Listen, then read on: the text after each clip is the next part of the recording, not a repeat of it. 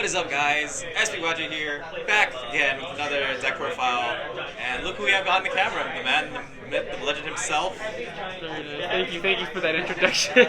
What were you playing the last tourney? I was playing Punk Zombies. Punk Nice. Zombie Synchro, pretty much.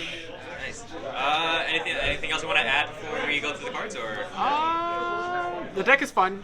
It's very, it's like a Punk deck, it's very different lines you can play. I like this one more because it's, I don't know, I've always liked zombies, and then I also think that it's very fun to try to work your way around your hands depending on what you have and what you're able to send off and stuff like that.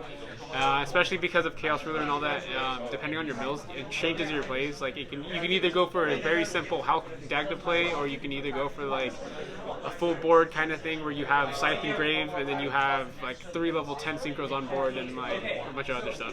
Yeah. Let's get into it. All right.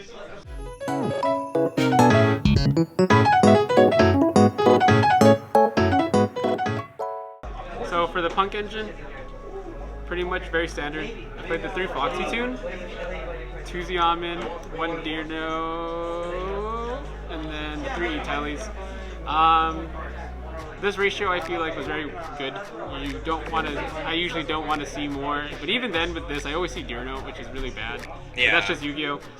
Sometimes if you don't open a E-Tally, it's kind of hard, especially when you have all the Brave engines, because you won't be able to resolve your Xiamens. But I mean, for the most part, it's pretty strong either way. Is there a reason why you don't run Ogre Dance in this deck? I think Ogre Dance not needed. At least for this build, right? For this build, I don't think you need it. I mean, Punk Therion decks, yeah, because it's mainly based off of the Punk engine, but for this, it's just what it is. It's just an engine to just get you into a Chaos Ruler, and that's pretty much it. Sounds good. Next, I played the Brave stuff, very standard. 3 Temples, the Griffin, 3 Rights, Faithful, and Draco Bet. Yeah, sometimes I don't even really keep Griffin on board for a negate. I usually just, if I have enough to push through like the Mizukis and Graves, stuff like that, I'll just use him off to go in a Baron with Uni-Zombie and stuff like that. But I mean, yeah, this Temple is Temple. You use her to either search for the right, or you can use her as a spellcaster body on board so that you can go for your Celine plays and stuff like that. Draco back, great card. I usually do my best to try to hold this card, but sometimes depending on my hand, if I don't have enough to discard, I'll just discard it either way. Yeah. But yeah. So there's that. Oh, sorry. And the 1 Foolish Burial, because this is honorary Brave card. You send the Temples with this, but honestly, if you already started off with Brave Engine, you just use this to send off like Mizukis or Plague or something, a zombie card that you might need in Brave to be able to keep going. And speaking of the zombie engine, I play I think like 8 cards. Uni-Zombie is the best zombie card ever made, honestly, next to Balladrock, but I cut that out of this deck because it is a hard brick, and the problem with that deck was that if you use the Glow Up Bloom effect to get into Doom King, pretty much you're locked into zombies, and sometimes it's not worth to really just do that. You might as well just keep going to other stuff. Honestly, forgot that you don't run Balderrock in this deck. Yeah, I love that card, but it's not worth to play right now. It's better off to just use all your resources to synchro and a bunch of other stuff for link off into anything else you might need. But yeah, Uni-Zombie, I usually bring him out with Hulk, and then pretty much either synchro him off with Griffin or synchro him or link him off with something else. Have Mizuki and Grave, use Mizuki to special summon him back, and then from there on just start using his effects to up levels so that you can either go into 11s, 10s, or even like 6s and 7s. So you can send more stuff to your Grave, so that you can just have more extenders and more plays from there. But yeah, really good card. It's the best. It's a tuner too, so it's just free health. Necroworld Banshee, I only play 1 of these. I'm playing... I don't really want to see her as much because Zombie World, it's not meant to lock your opponent. It's really just to help you play. If you're playing against a matchup like Flunderies or something like that, it's kind of good, obviously, to see it because then you can actually just Zombie World them and they can't resolve anything. But either way, 1's all you ever need. You either mill it or you can just send it. Next, I run the 1 Gozuki and the 3 Mizukis. I don't really like Gozuki, honestly. The only time it ever comes up to be used is if, like, let's say I mill it off the Chaos Ruler and let's say I have like a Uni-Zombie in hand. then his effect becomes cool because then at that point, if everything is a zombie with zombie world engraved, use his effect and just banish something else and then bring out the Uni-Zombie or something else from your hand.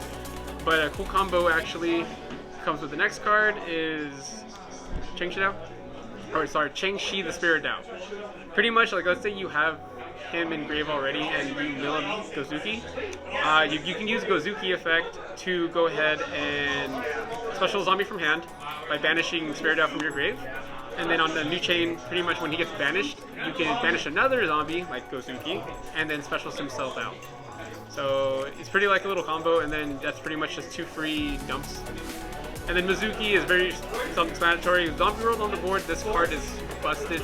Pretty much, there are games where I got my Griffin Ogre and stuff like that, and I'll activate Zombie World the next, like right after that, and have a Mizuki engraved, and then just Mizuki back to Griffin, so that I still have that Omni Negate. And then, let's say you're going in the grind match, they out your Baron, they out whatever, you just Mizuki back your Baron. It's very, very good. And then the last zombie monster that I'm playing is Plague Spreader. This card's great. You can use this with Chaos Ruler to go into a level 10.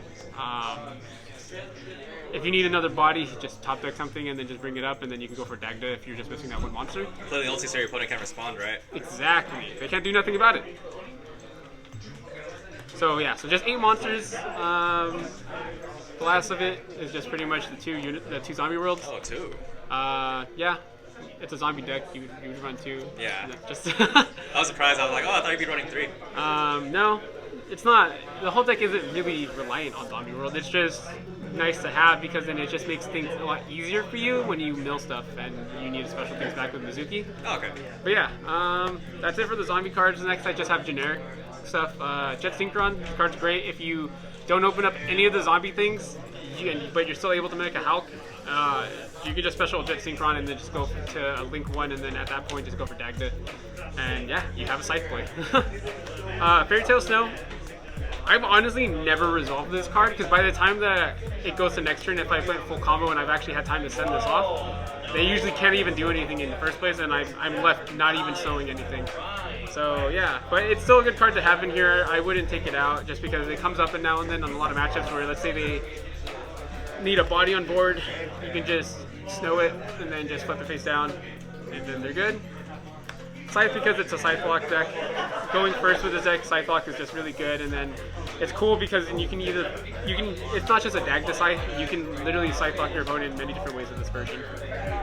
But for hand traps, I played 3 Ash, 2 Veiler, it will come out, 3 Droplets, 3 Emperors, and that's it.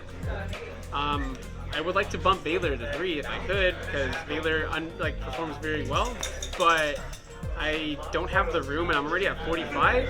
I thought about going thought about playing the 60 card version, but honestly, if you're playing the 60 card version, I would rather just play Punk Synchro and not even play the zombie version at that point. But either way, it's still a good deck, and these hand traps are usually enough. If you see them, you see them. If you don't, then you can't really complain because you didn't see it. But yeah, last couple cards that I play, I play Harpies and Called By. You main deck the Harpies. Main decking Harpies is very, very, honestly, really well right now. A lot of people are playing Floodgates, like Gozen Match, Rivalry, whatever. I mean, if they anti-spell you, then you're anti-spell. You can't do much about it. But I mean, I think, and a lot of trap decks. So like, a lot of people will have first turns where they just go set 5 paths. And if you open up Harpies, that's the interruption. They'll either have to use one of their interruptions to stop you, or it resolves and it just wipes all their stuff out. And then Called By is very self-explanatory, just banish stuff. Yeah, good statement. But yeah, 45 card main. Yeah. For extra deck, for the Synchros, TG Wonder Magician. Great card. Use it to synchro into level 10, use it to pop your Scythe and Scythe Lock. Immortal Dragon, it's a level 6. Pretty much as a zombie version of Shooting Razor. You use it, it dumps a zombie card, and then its level becomes the difference of that zombie card's level. And this one, yeah, it's a tuner, so you can just sink into something if you want to. Yeah. I've actually gone into this card a lot because there have been instances where I'd have to play something and I'd have like a level 4 on board and then just go into this, dump something else like a Mizuki or a Uni-Zombie and then just keep comboing from there. It's a great card. Has an effect where if a zombie monster gets destroyed, you can banish a card or something and special summon it on the field, but I mean, I've never done that. Shooting Riser, because Shooting Riser is great in this deck, and any synchro deck, you go into level 7 and then you just dump something you might need. Or, for example, just dump the Snow, honestly, because you can't even use effects until the next turn. Yeah. But the best card in zombies, in my opinion, is Chaos Ruler. A lot of people, use it in Dragon Links and everything like that, but I honestly think that this in zombies is such a plus because if you mill all the zombie cards that you need, you're pretty much set. You can combo off for days. For level 10s, I run Red Eye Zombie. Okay, so can you explain what that card does? Because I know that does a lot of stuff, or at least for this deck. Yeah, so pretty much as a quick effect, we're on your opponent's turn only. You can, at any point, target, I think it's a target, yeah, you target a zombie card in your graveyard and you can special summon. So pretty much one of the ways that you can Scythe Lock someone if you milled Scythe and you didn't want to grab your Scythe, you can go into this, draw phase if they have no spell speed 2 or higher type of effects to activate or anything like that. You can just activate his effect, special summon the Scythe if you have Zombie World on the board because it makes everything a zombie. Special the Scythe, there's Scythe Lock. Or if there's no limit to what you can target with this, so let's say that you already have stuff engraved like Baron and anything like that, you can literally just bring back that card as long as you have the zombie roll on the board. So it's pretty busted. It is busted. It sounds busted. Yeah. Next I played Chengying. This is just me to cope with my not playing with Sword Souls anymore. But it's a generic level 10, so in this deck it's really good. Very surprising, it's very generic too. Yeah, and with everything that you banish, honestly, you'll have like 10 cards banished most of the time by the time you go into this, if you actually do. And sometimes if you were able to resolve getting out Red Eyes already, or the next card Baron, and you go for the, like you already have these 2 on board and you go for the TG Wonder Magician Scythe Lock play, you can just synchro into another 10 and just putting this out just makes it pretty busted because, it's a big monster, it's hard for it to deal it over. If you use him and you still have like Mizukis in your grave, or if you have like effects that just banish temples, anything, honestly you just banish and then get whatever effect that you're doing and then just activate this effect afterwards and just banish a free card on board. So it's pretty good. Baron is very self-explanatory. I mean, it's Baron, just protects you from plays, lets you pop things. Yeah. Oh, and in this deck it's very easy also, speaking of, to keep going into Baron. So every standby phase, you pretty much just target. So let's say you have Red Eyes on board, right? And your opponent, they got Scythe Locks or whatever. They got rid of your Scythe or TG, whatever, or maybe you synced into freaking Chengying. End phase of the turn or whatever, if you haven't used his effect yet, you either bring back Scythe or you bring back TG Wonder Magician.